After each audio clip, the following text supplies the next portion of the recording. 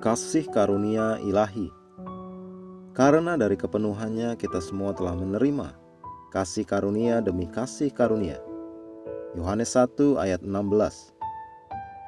Sebagai anak Tuhan, engkau secara ilahi berlimpah kasih karunia, dan ini penting bagimu untuk menyadarinya. Ketika kita berbicara tentang kemurahan ilahi, ini berarti kasih karunia Tuhan dianugerahkan bagi kita dengan limpahnya dalam Kristus Yesus. Alkitab berkata, sebab hukum Taurat diberikan oleh Musa, tetapi kasih karunia dan kebenaran datang oleh Yesus Kristus. Yohanes 1 ayat 17.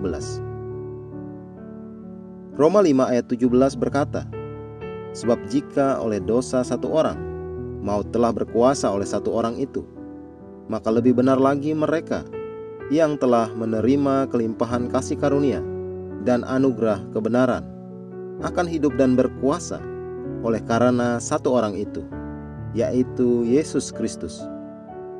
Itulah yang kita terima, kelimpahan kasih karunia. Ayat tema kita menyebutkan kasih karunia demi kasih karunia. Haleluya.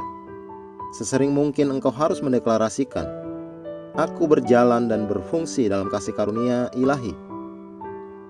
Ingatlah salam dari malaikat Tuhan kepada Maria dalam Lukas 1 ayat 28. Salam hai engkau yang dikaruniai. Ekspresi yang sama dipergunakan dalam Efesus 1 ayat 6. Supaya terpujilah kasih karunia-Nya yang mulia, yang dikaruniakannya kepada kita di dalam Dia yang dikasihinya.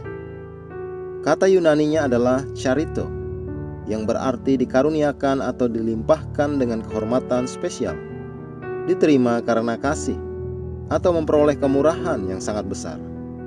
Jadi kita dikaruniakan secara berlimpah dalam Dia yang terkasih.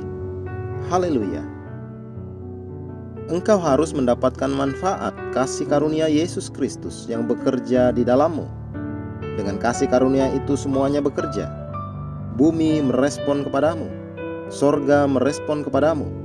Hidup penuh kemuliaan, dan apapun yang engkau kerjakan berhasil dan makmur. Haleluya. Mari kita berdoa. Tuhan telah mengaruniakan kelimpahan kasih karunia bagiku. Aku dalam anugerah bersama Dia. Aku memiliki perkenanan ilahi Tuhan dan ditempatkan oleh kasih karunia-Nya untuk hidup yang supranatural dan jauh di atas rata-rata.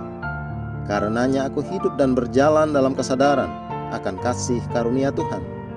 Apapun yang terjadi di dunia ini, aku tidak akan resah. Terpujilah Tuhan.